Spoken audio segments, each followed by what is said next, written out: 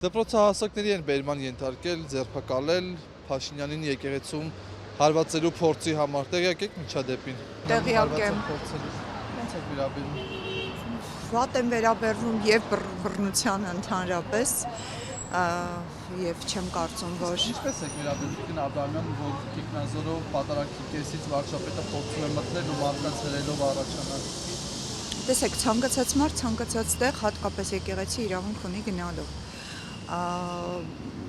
Անշուշտ որևէ մեկին հրելու իրավունք Տիկնազորը չունի, հասկանալի է,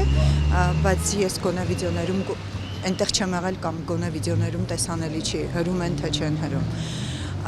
Միջադեպը դատապարտելի է, երիտասարդները այդպիսի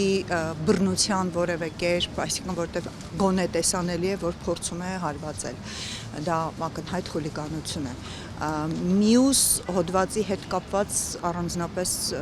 որտեղ երկու հոդված է դրված, մի հոդվածի հասկանալի է խուլիգանությունը եւ այս դեպքում իհարկե այդ չափ եւ այդ ձևով բերման ենթարկելը որևէ կերպ ընկալելի չի, հասկանալի չի, որտեղ հանգիստ կարող է ոստիկանությունը այս դեպքում իհարկե վարվել այնպես սովորաբար վարվում է, բազմաթիվ սխալներով, նաև մեծ հաշվով աղջի ծառայություն մատուցելով, որովհետև կարող էին շատ հանգիստ արարողության ավարտից հետո երիտասարդները վստահաբար չեն փախնում, եթե փախնել էին, իրենք կարող էին ի վերջո այլ հատվածում կալանքի տանելը կարծում եմ, չգիտեմ, գուցե ինչ-որ տեղեկություններ կան օպերատիվ,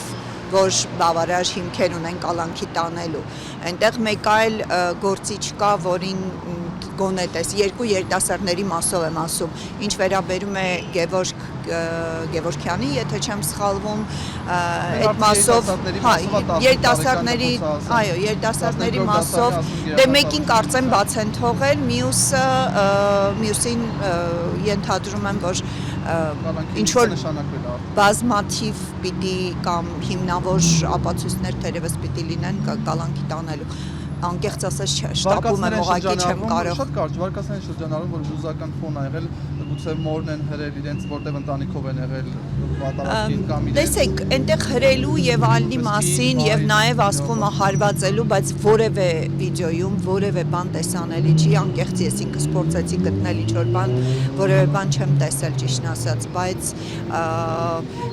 անգամ այդ իրավիճակում չեմ կարծում, թե այդպիսի ռեակցիան տեղին էր, հասկանալի է, շատ բևեռացված է հասարակությունը, լարված է հասարակությունը, բայց պիտի փորձենք հնարավորինս պահել այդ սահմանները, ես կարծում եմ հատկապես երիտասարդների դեպքում, որովհետև չեմ կարծում, թե ինչ-որ արտառոց մի բան էր տեղի ունեցել, որ իրենց իրավունք պիտի վերապահեին ցանկացած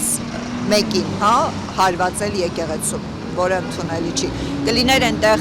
պաշտոնյա մեկը, չէր լինի պաշտոնյա մեկը, ձեռքով հարվածը, որը ակնհայտ երևում է, տեսանելի է,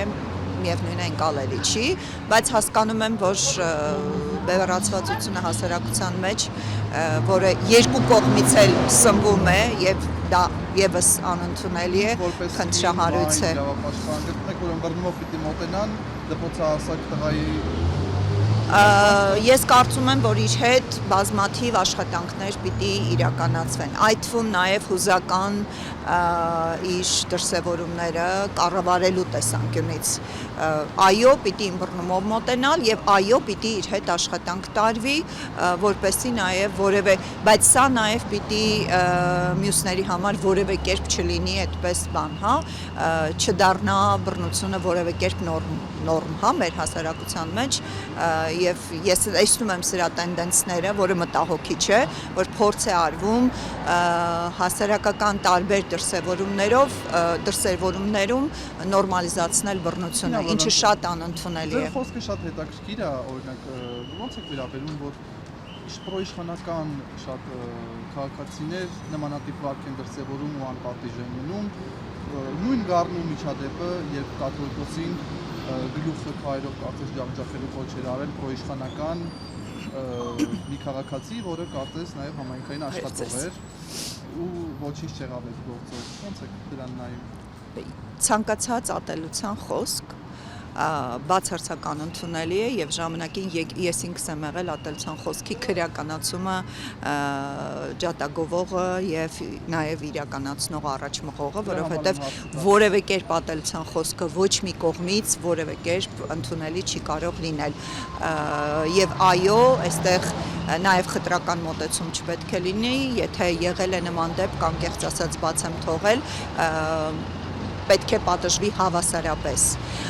բայց այստեղ ատելության խոսք չէ մենա, միայն տվյալ դեպքում նաև բռնության փորձ է եւ որը խուլիգանության տակ այո կարող ենք դիտարկել, այսինքն ակնհայտ գործողություն է արվել, միայն ատելության խոսք չէ։